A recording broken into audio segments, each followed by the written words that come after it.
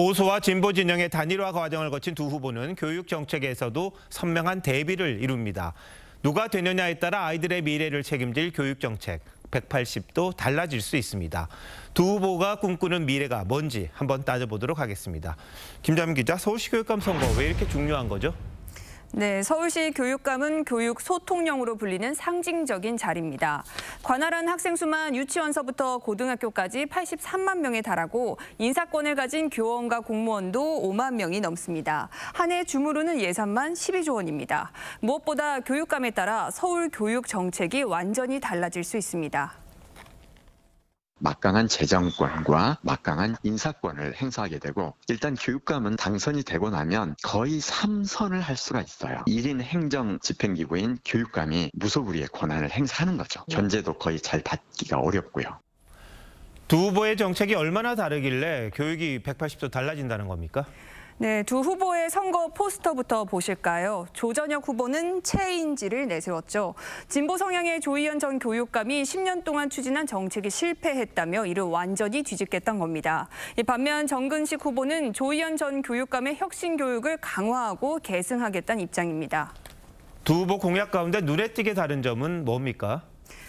네, 첫 번째 조전혁 후보가 내세운 초등학교 지필평가 부활입니다. 조전혁 후보는 중간 기말고사 등 정기 시험을 되살리겠다고 공약했는데 좌파 교육 정책인 지필평가 폐지로 학생들의 학력 수준이 크게 떨어졌다는 주장입니다. 반면 정 후보는 지필평가는 창의력이 요구되는 지금 시대에 맞지 않는다며 반대하고 있습니다. 혁신 학교라는 게 있었죠. 진보 교육감들의 대표적인 정책이었는데 이것도 입장이 갈라져 있습니까?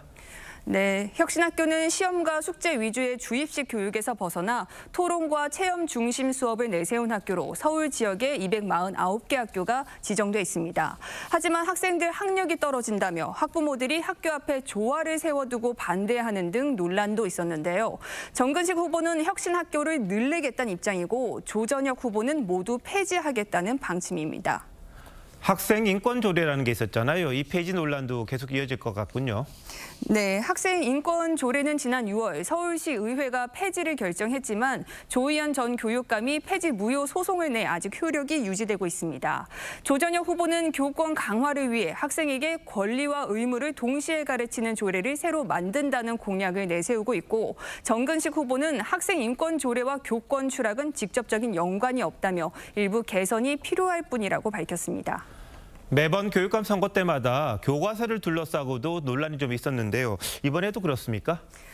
네, 정근식 후보는 이번 선거를 보통 시민 대 뉴라이트의 대결이라고 평가하고 있습니다. 뉴라이트 논란이 있는 조전혁 후보를 저격하고 개정 한국사 교과서로 논란이 된 정부의 뉴라이트 역사관을 비판하는 데 화력을 집중하는 건데요.